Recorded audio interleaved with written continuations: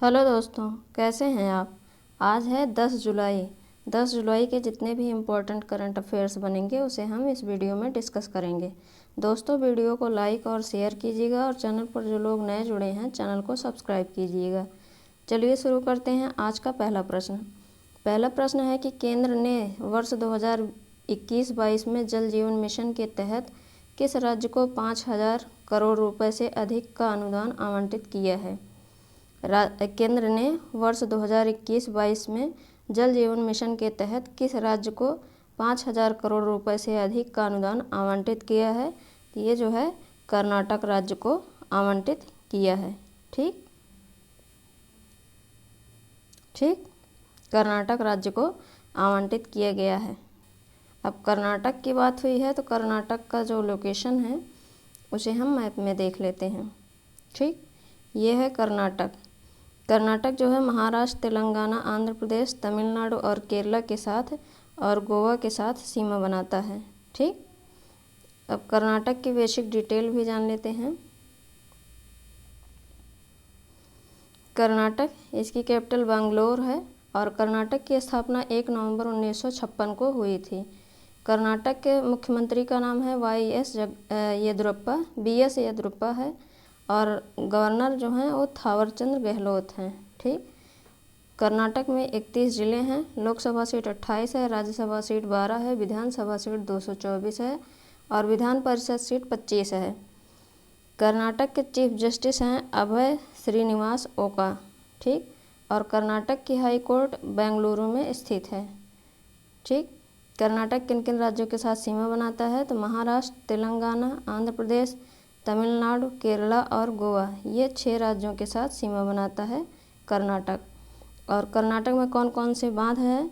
कृष्ण राजा सागर बांध, ये कावेरी नदी पर है।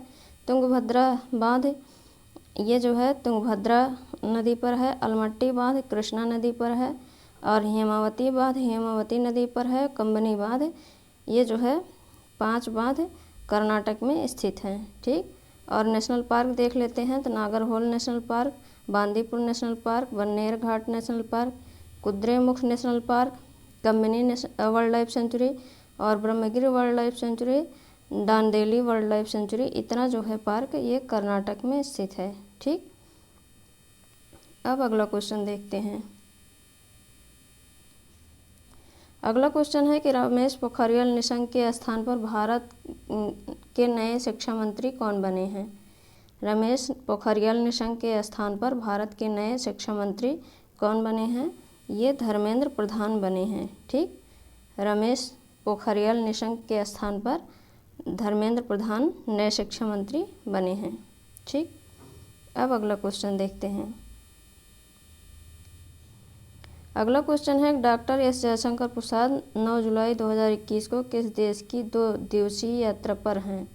डॉक्टर एस जयशंकर प्रसाद 9 जुलाई 2021 से किस देश की 2 दिवसीय यात्रा पर हैं। ये जो है जॉर्जिया की यात्रा पर गए हैं डॉक्टर एस जयशंकर प्रसाद। ठीक, अब जो ये ठीक जॉर्जिया के यात्रा पर गए हैं। अब अगला क्वेश्चन देखते हैं। अगला क्वेश्चन है कि पहली बार भौगोलिक संकेत प्रमाणित मदुरई, जैस्मिन और अन्य पारंपरिक फूलों को 8 जुलाई 2021 को किस राज्य ने अमेरिका और UAE निर्यात किया गया था। पहली बार भौगोलिक संकेत प्रमाणित मदुरई, जैस्मिन और अन्य पारंपरिक फूलों को 8 जुलाई 2021 को किस राज्य से अमेरिका और UAE निर्यात किया गया था। ये जो है तमिलनाडु से निर्यात किया गया था। ठीक, तमिलनाडु की बात हुई है तो तमिलनाडु का लोकेशन देख लेते हैं मैप में। ये है तमिलनाडु। ठीक, ये तमिलनाडु जो है केरल, कर्नाटक और आंध्र प्रदेश के साथ सीमा बनाता है। अब तमिलनाडु की बेसिक डिटेल भी देख लेते हैं। तमिलनाडु, इसकी कैपिटल जो है वो चेन्नई है। तमिलनाडु की राजधानी चेन्नई है। तमिलनाडु की स्थापना जो है 26 जनवरी 1950 को हुई थी और तमिलनाडु के जो मुख्यमंत्री हैं वो M.K. स्टालिन हैं। ठीक, तमिलनाडु के मुख्यमंत्री M.K. स्टालिन हैं और गवर्नर जो हैं वो बनवारीलाल पुरोहित हैं। और 38 ज़िले हैं, लोकसभा सीट 39 है और राज्यसभा सीट 18 है, विधानसभा सीट 234 है। और तमिलनाडु जो है 3 राज्यों के साथ सीमा बनाता है, आंध्र प्रदेश, केरल, कर्नाटक। ठीक, और चेन्नई जो है, चेन्नई तमिलनाडु की हाई कोर्ट है और संजीव बनर्जी ये तमिलनाडु के चीफ जस्टिस हैं। ठीक, तमिलनाडु के चीफ जस्टिस संजीव बनर्जी हैं। और तमिलनाडु में कौन कौन सी झीलें हैं? तो पुलिकट झील, ये बॉर्डर ऑफ आंध्र प्रदेश, मतलब तमिलनाडु और आंध्र प्रदेश के बॉर्डर पर स्थित है। और कोलवई झील, अम्बत्तूर झील, कोडाईकनाल झील, सिंगनल्लूर झील, इतनी झीलें जो है तमिलनाडु में स्थित हैं। कौन कौन से नेशनल पार्क स्थित हैं? तो gulf of Mannar marine national park और Anamalai tiger reserve, Mudumalai national park, Mukurthi national park, Kalakkad wildlife sanctuary और ग्वांडी नेशनल पार्क, इतने नेशनल पार्क जो हैं तमिलनाडु में स्थित हैं। ठीक, अब अगला क्वेश्चन देखते हैं।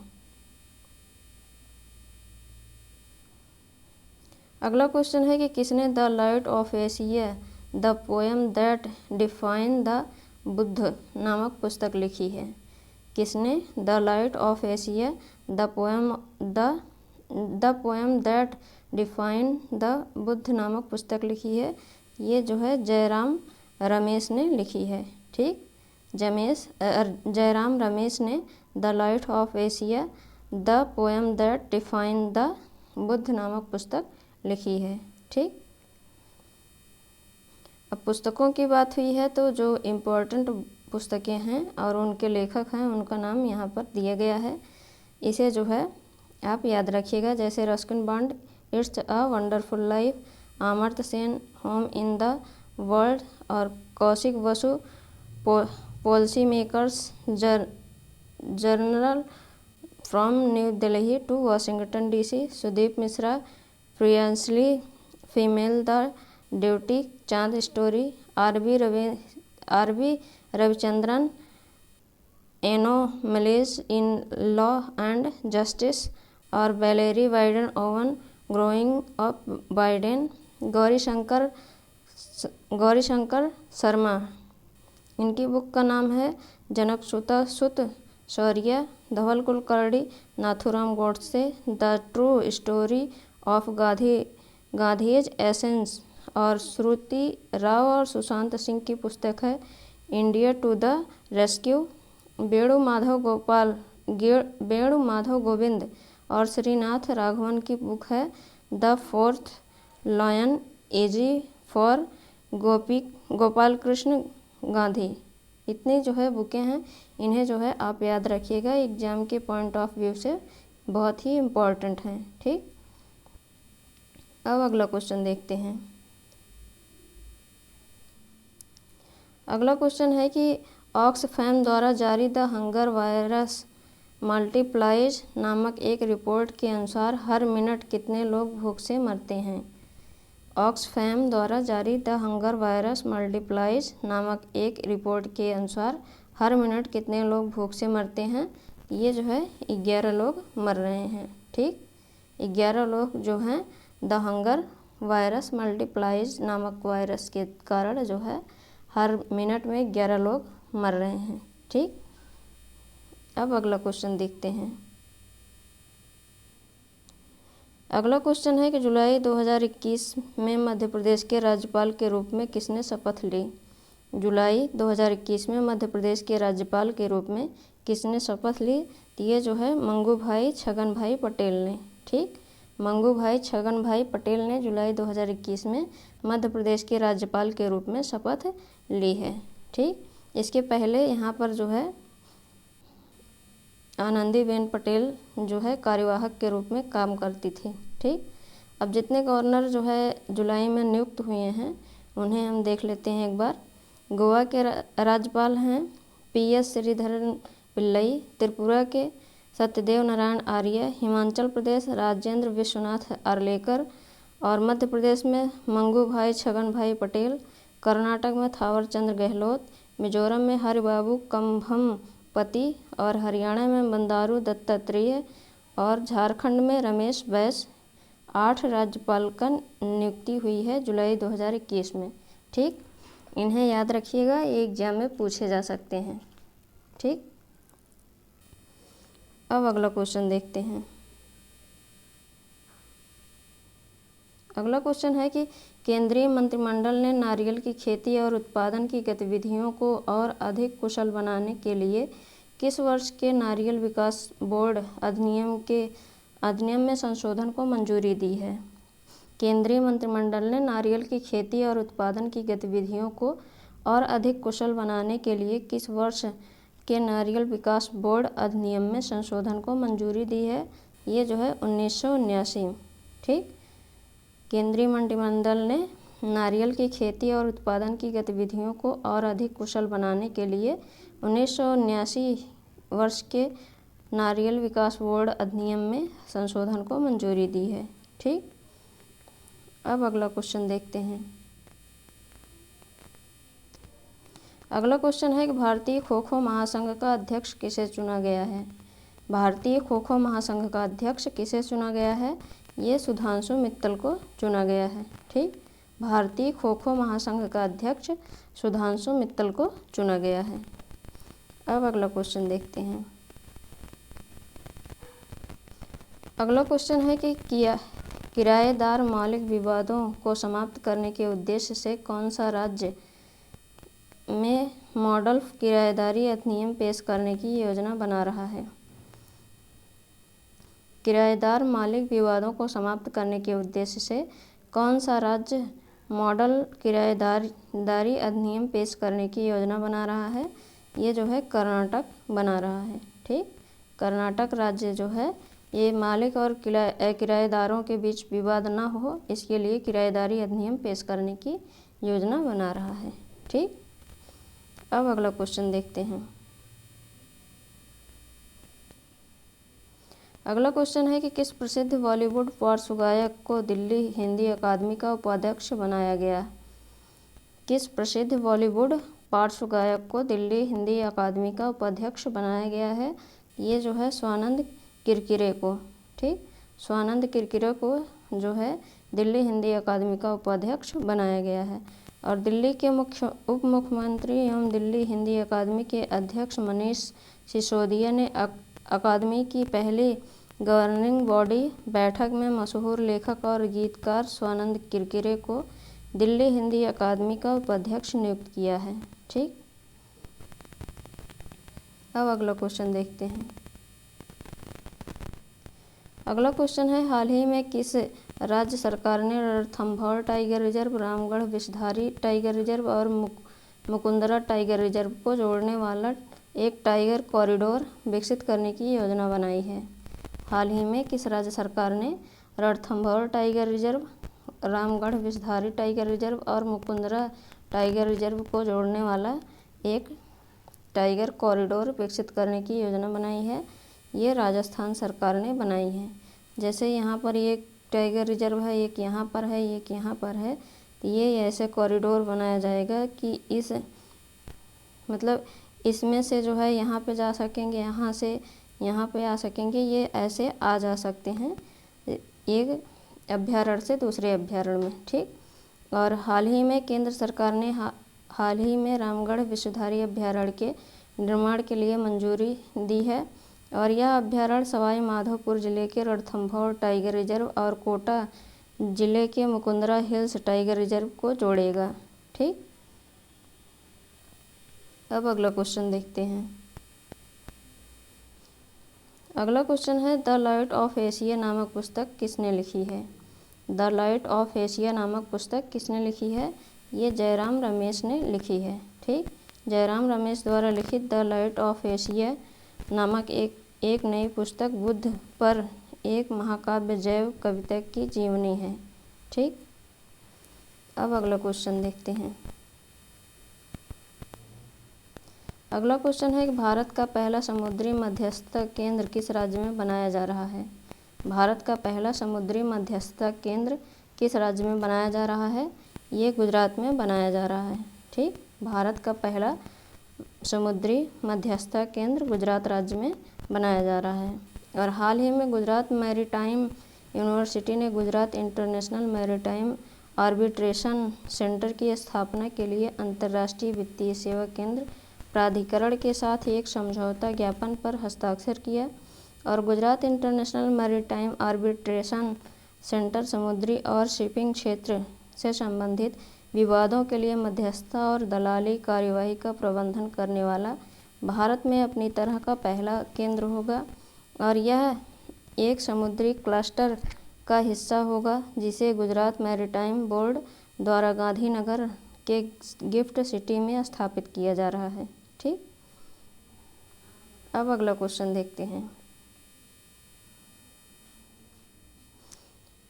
अगला क्वेश्चन है कि भारत का पहला मीठे पानी का जल सुरंग एक्वेरियम किस स्टेशन पर स्थापित किया गया है। भारत का पहला मीठे पानी का जल सुरंग एक्वेरियम किस स्टेशन पर स्थापित किया गया है। ये बेंगलुरु सिटी रेलवे स्टेशन पर। ठीक, बेंगलुरु सिटी रेलवे स्टेशन पर भारत का पहला मीठे पानी का जल सुरंग एक्वेरियम स्टेशन स्थापित किया गया है। और इसी के साथ क्रांतिवीर संगोल्ली रायण्ड रेलवे स्टेशन जैसे बेंगलुरु सिटी रेलवे स्टेशन के रूप में भी जाना जाता है। भारत का पहला रेलवे स्टेशन बन गया है जिसमें मीठे पानी की जल सुरंग एक्वेरियम है। और यह इस अत्याधुनिक एक्वेरियम को भारतीय रेलवे स्टेशनों के विकास सहयोग लिमिटेड द्वारा HNI एक्वेरियम किंगडम के सहयोग से संयुक्त रूप से खोला गया है। ठीक, और यह एक्वेरियम किंगडम एक्वेरियम अमेजन नदी की अवधारणा पर आधारित है। यह 12 फीट लंबा है। ठीक, अब अगला क्वेश्चन देखते हैं। अगला क्वेश्चन है कि हाल ही में किस देश में दुनिया का सबसे बड़ा रेत महल बनाया गया है। हाल ही में किस देश में दुनिया का सबसे ऊंचा रेत महल बनाया गया है। ये जो है डेनमार्क में बनाया गया है। ठीक, ये रेत महल है, ये दुनिया का सबसे ऊंचा रेत महल है। इसके बारे में और भी जान लेते हैं। हाल ही में डेनमार्क में एक रेत के महल ने दुनिया का सबसे ऊंचा रेत महल होने का नया गिनीज वर्ल्ड रिकॉर्ड दर्ज किया है। और त्रिकोणीय आकार का रेत महल डेनमार्क के ब्लोखस शहर में बनाया गया है। इसकी ऊंचाई 21.16 मीटर यानी 69.4 फीट है। ठीक, यह नई संरचना 2019 में जर्मनी में 17.66 मीटर मापने वाले सैंड कास्टल द्वारा रखे गए पिछले रिकॉर्ड की तुलना में 3.5 मीटर लंबा है। और इस आकृति को 4860 टन रेत से बनाया गया है। इसके निर्माण के लिए डच निर्माता विल्फ्रेड स्टीजर को दुनिया के 30 सर्वश्रेष्ठ रेत मूर्तिकारों द्वारा सहायता प्रदान की गई थी। ठीक, अब अगला क्वेश्चन देखते हैं। अगला क्वेश्चन है कि हाल ही में अमेजॉन ने गुजरात में किस स्थान पर भारत में अपना पहला डिजिटल केंद्र लॉन्च किया। हाल ही में अमेजॉन ने गुजरात में किस स्थान पर भारत में अपना पहला डिजिटल केंद्र लॉन्च किया। ये जो है गुजरात के अहमदाबाद में लॉन्च किया है। ठीक, हाल ही में अमेजॉन डिजिटल केंद्र का उद्घाटन गुजरात के मुख्यमंत्री विजय रूपाणी द्वारा किया गया। और अमेजॉन ने डिजिटल केंद्र ऐसे केंद्र हैं जो सूक्ष्म, लघु और मध्यम उद्यमों को ई-कॉमर्स के लाभों के बारे में जानने का अवसर प्रदान करेंगे। ठीक, अब अगला क्वेश्चन देखते हैं। अगला क्वेश्चन है कि हाल ही में कौन श्रीलंका के नए वित्त मंत्री बनाए गए। हाल ही में कौन श्रीलंका के नए वित्त मंत्री बनाए गए।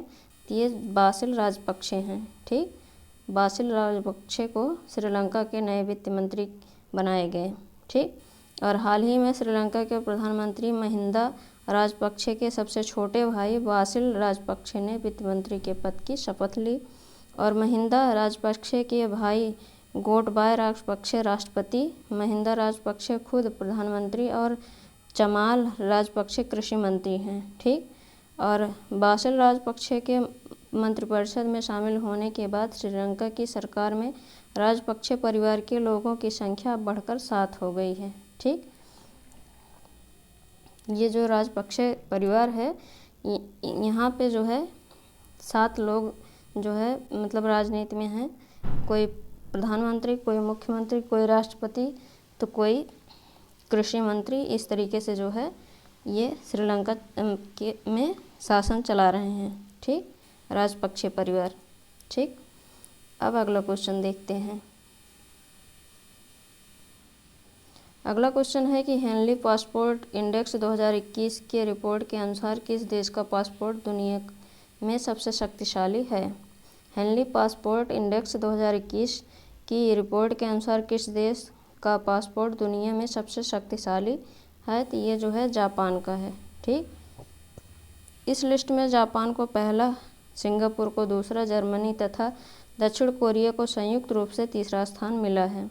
ये जो पहला स्थान है और दूसरा स्थान है और तीसरा स्थान है, इसे जो है याद रखिएगा। और वहीं सबसे खराब पासपोर्ट में अफ़गानिस्तान 116वां, आखिरी स्थान पर सीरिया, इराक और पाकिस्तान है। 116वें पे अफ़गानिस्तान है, सीरिया 115वें पर है, इराक जो है 114 और पाकिस्तान 113 पर है। ठीक, और वहीं भारत इस सूची में 90वें स्थान पर है। ठीक, भारत के बारे में याद रखिएगा, भारत जो है 90वें स्थान पर है और सिंगापुर पहले स्थान पर है, जर्मनी दूसरे स्थान पर है और दक्षिण कोरिया और जर्मनी संयुक्त रूप से तीसरे स्थान पर हैं। ठीक, और जापानी पासपोर्ट धारक को दुनिया के 193 देशों में वीज़ा फ्री या वीज़ा ऑन अराइवल एक्सेस की सुविधा है। भारतीय पासपोर्ट दुनिया के कुल 58 देशों में फ्री वीज़ा की सुविधा देता है। ठीक, अब अगला क्वेश्चन देखते हैं। इसके बारे में और भी जान लेते हैं। पहले, जापानी पासपोर्ट धारक को दुनिया के 193 देशों में वीज़ा फ्री या वीज़ा ऑन अराइवल एक्सेस की सुविधा है और इस सूची में दूसरे स्थान पर सिंगापुर है, जिसके पासपोर्ट धारक को 192 देशों में एक्सेस की सुविधा है और इसके बाद साउथ कोरिया और जर्मनी है 191 देश के साथ। और कोरोना वैक्सीन लगाने के बाद भी अमेरिका और ब्रिटेन 7वें स्थान पर हैं और इस सूची में चीन 68वें स्थान पर और यूएई 15वें स्थान पर आ गया है। और साल 2020 में भारत का स्थान 84वां था। तब भी दुनिया के 58 देश भारतीय नागरिकों को बिना वीज़ा के एंट्री देते थे और इस ताज़ा सूची में पाकिस्तान का स्थान सूची में नीचे से चौथा बना हुआ है। पाकिस्तान 113वें नंबर पर है और उसके नागरिकों को केवल 32 देश ही वीज़ा फ्री अनुमति देते हैं और सूची में अंतिम स्थान पर अफ़गानिस्तान है, उसे 116वीं रैंक हासिल है और कुल 26 देश वीज़ा फ्री आने की अनुमति देते हैं। ठीक, ये लिस्ट याद रखिएगा, ये एग्जाम में पूछा जा सकता है। अब अगला क्वेश्चन देखते हैं। अगला क्वेश्चन है कि हाल ही में दक्षिण अफ्रीका के किस पूर्व क्रिकेटर ने प्रथम श्रेणी क्रिकेट में 37 रन बनाने के लिए सबसे ज़्यादा 278 गेंद खेलने का नया रिकॉर्ड बनाया है। हाल ही में दक्षिण अफ्रीका के किस पूर्व क्रिकेटर ने प्रथम श्रेणी क्रिकेट में 37 रन बनाने के लिए सबसे ज़्यादा 278 गेंद खेलने का नया रिकॉर्ड बनाया है? ये जो है हाशिम अमला। ठीक, हाशिम अमला जो है 37 रन बनाने के लिए सबसे ज़्यादा 278 गेंद खेलने का नया रिकॉर्ड बनाया। और दक्षिण अफ्रीका के पूर्व क्रिकेटर हाशिम अमला ने प्रथम श्रेणी क्रिकेट में 37 रन बनाने के लिए सबसे ज़्यादा 278 गेंद खेलने का नया रिकॉर्ड बनाया और इससे पहले यह रिकॉर्ड ट्रेवर वैली के नाम था। उन्होंने 1953 में खेले गए इंग्लैंड बनाम ऑस्ट्रेलिया मैच में 277 गेंदों में 38 रन की पारी खेली थी। ठीक, अब अगला क्वेश्चन देखते हैं। अगला क्वेश्चन है, जुलाई में भारतीय रिजर्व बैंक ने उसके दिशा निर्देशों और प्रोविजंस का पालन नहीं करने के लिए कितने बैंकों पर करोड़ों रुपए का जुर्माना लगाया है? जुलाई में भारतीय रिजर्व बैंक ने उसके दिशा निर्देशों और प्रोविजंस का पालन नहीं करने के लिए कितने बैंकों पर करोड़ों रुपए का जुर्माना लगाया है? ये जो है 14 बैंकों पर। ठीक। आरबीआई ने जिन 14 बैंकों पर जुर्माना लगाया है उनमें बंधन bank limited, bank of Baroda, bank of Maharashtra, central bank of India, Credit Suisse, AG, Indian bank और इंडसइंड बैंक लिमिटेड और Karnataka bank limited, Karur Vysya bank limited, Punjab and Sindh bank, south Indian bank limited और भारतीय state bank, Jammu and Kashmir bank limited और Utkarsh small finance bank limited शामिल हैं। ठीक। और इन सभी बैंकों पर 50 लाख रुपए से लेकर 2 करोड़ रुपए तक का जुर्माना लगाया गया है। ठीक। अब अगला क्वेश्चन देखते हैं। अगला क्वेश्चन है कि हाल ही में किस सोशल मीडिया साइट ने बुलेटिन नामक प्रकाशन और सदस्यता टूल के एक सेट की घोषणा की जिसका उद्देश्य अमेरिका में स्वतंत्र लेखकों को बढ़ावा देना है? हाल ही में किस सोशल मीडिया साइट ने बुलेटिन नामक प्रकाशन और सदस्यता टूल के एक सेट की घोषणा की जिसका उद्देश्य अमेरिका में स्वतंत्र लेखकों को बढ़ावा देना है? ये जो है फेसबुक ने दी है। ठीक। बुलेटिन में सामग्री के निर्माण, मुद्रीकरण और दर्शकों की वृद्धि पर केंद्रित समर्थन शामिल होगा। इसका उद्देश्य लेखन और ऑडियो सामग्री, पॉडकास्ट से लेकर लाइव ऑडियो रूम तक एक ही स्थान पर समर्थन करने के लिए अपने मौजूदा टूल को एकीकृत करना है। ठीक। और फेसबुक के बारे में जान लेते हैं। इसकी स्थापना फरवरी 2004 में हुई थी। सीईओ मार्क जुकरबर्ग हैं और मुख्यालय यूएसए के कैलिफोर्निया में स्थित है। ठीक। अब अगला क्वेश्चन देखते हैं। अगला क्वेश्चन है कि हाल ही में केंद्र सरकार ने किसकी अध्यक्षता में भारत में सीमेंट उद्योग के लिए 25 सदस्यीय विकास परिषद की स्थापना की? हाल ही में केंद्र सरकार ने किसकी अध्यक्षता में भारत में सीमेंट उद्योग के लिए 25 सदस्यीय विकास परिषद की स्थापना की? ये जो है पुनीत डालमिया ने। ठीक। पुनीत डालमिया ने सीमेंट उद्योग के लिए 25 सदस्यीय विकास परिषद की स्थापना की है। और डालमिया भारत समूह के सीएमडी पुनीत डालमिया इस परिषद के अध्यक्ष हैं और इसके सदस्यों में श्री सीमेंट लिमिटेड के MD HM Bangar, the India cement limited के कार्यकारी अध्यक्ष राकेश सिंह, बिरला कॉरपोरेशन लिमिटेड के सीईओ प्रचेता मजूमदार, जेके सीमेंट लिमिटेड के उप प्रबंधन निदेशक माधव कृष्ण सिंघानिया और जेएसडब्ल्यू सीमेंट लिमिटेड के सीईओ नीलेश नार्वेकर शामिल हैं। ठीक। और इस परिषद के कार्यों में स्थापित क्षमता के पूर्ण उपयोग को सुनिश्चित करने और उद्योग के कामकाज में सुधार के लिए उपायों की सिफारिश करना, विशेष रूप से कम कुशल इकाइयों के व्यक्तियों के प्रशिक्षण को बढ़ावा देना और वैज्ञानिक और औद्योगिक अनुसंधान को बढ़ावा देना या शुरू करना शामिल है। ठीक। अब अगला क्वेश्चन देखते हैं। अगला क्वेश्चन है कि हाल ही में किस राज्य सरकार ने अपना खुद का ओवर द टॉप प्लेटफॉर्म बनाने की घोषणा की है? हाल ही में किस राज्य सरकार ने अपना खुद का over the top OTT platform बनाने की घोषणा की है? ये जो है केरल राज्य सरकार ने की है।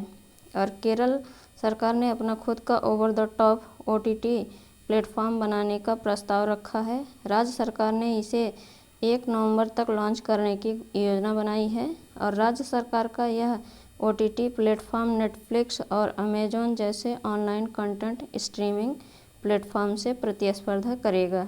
ठीक। दोस्तों, ये थे हमारे आज के इम्पोर्टेंट करंट अफेयर्स। अब हम कल के प्रश्न देख लेते हैं। पहला प्रश्न है, किसे उत्तराखंड का नया मुख्य सचिव नियुक्त किया गया है? ये सुखबीर सिंह संधू को नियुक्त किया गया है। दूसरा प्रश्न है, मध्य प्रदेश के पहले रेल संग्रहालय का शुभारंभ कहाँ किया गया है? यह सांची में किया गया है। और तीसरा प्रश्न है, कश्मीर घाटी से मिस्री किस मिस्री किस्म की चेरी का पहला वाणिज्यिक शिपमेंट श्रीनगर से किस शहर को निर्यात किया गया है? तो ये दुबई को किया गया है। चौथा प्रश्न है, खादी और ग्रामोद्योग उद्योग आयोग ने किस शहर में Ambu oasis on lands in drought नामक एक परियोजना शुरू की है? ये उदयपुर में शुरू की है। ठीक। और पांचवा प्रश्न है, कौन गाय के गोबर के बने खादी प्रकृति पेंट के ब्रांड एम्बेसडर बने हैं? तो ये नितिन गडकरी बने हैं। ठीक। और मैरांग किस राज्य का 12वां जिला बनेगा? ये मेघालय का 12वां जिला बनेगा। ठीक। ये थे हमारे कल के प्रश्न। अब आज के प्रश्न देख लेते हैं, जिनके आंसर आपको कमेंट बॉक्स में कमेंट करके बताने हैं। पहला प्रश्न है, हरियाणा का राज्यपाल किसे नियुक्त किया गया है? दूसरा प्रश्न है, किस राज्य ने मुख्यमंत्री कर्म तत्पर अभियान शुरू किया है? तीसरा प्रश्न है, किस देश ने अपने राष्ट्रपति जोवेनेल मोइसे की हत्या के बाद आपातकाल की स्थिति घोषित कर दी है? चौथा प्रश्न है, किस राज्य के पूर्व मुख्यमंत्री वीरभद्र सिंह का जुलाई 2021 में निधन हो गया? पांचवा प्रश्न है, किसको हम्बोल्ट रिसर्च अवार्ड से सम्मानित किया गया है? छठा प्रश्न है, विश्व चॉकलेट दिवस हर वर्ष कब मनाया जाता है? दोस्तों, ये थे हमारे आज के इम्पोर्टेंट क्वेश्चन। इनके आंसर आपको कमेंट बॉक्स में कमेंट करके बताने हैं, और ये भी बताइएगा कि आपको ये वीडियो कैसा लगा। दोस्तों, वीडियो को लाइक और शेयर कीजिएगा, और चैनल पर जो लोग नए जुड़े हैं चैनल को सब्सक्राइब कीजिएगा। Thank you.